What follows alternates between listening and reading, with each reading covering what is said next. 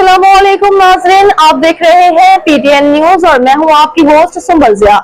शामिल करते हैं आज की अहम खबरें। पेट्रोल 3 रुपए 70 पैसे सस्ता करने की तजवीज़, आवाम को रिलीफ मिलने की उम्मीद। पेट्रोलियम मसनूआत की कीमतों में कमी की तजवीज़, 1 लीटर पेट्रोल 3 रुपए 70 पैसे सस्ता करने की तजवीज़ दी गई। ज़राए अबलाग के मुताबिक मंजूरी के बाद 1 लीटर पेट्रोल 265.45 रुपए से कम होकर 261.75 रुपए का हो जाएगा। 1 लीटर हाई स्पीड डीजल 4 रुपए 28 पैसे सस्ता करने की तजवीज़ दी गई। मंजूरी के बाद 1 लीटर हाई स्पीड डीजल 284.44 रुपए से कम होकर 280.16 रुपए हो जाएगी। 1 लीटर मट्टी का तेल 73 पैसे सस्ता करने की तजवीज़ है। 1 लीटर लाइट स्पीड डीजल 6 रुपए 35 पैसे सस्ता करने की तजवीज़ है।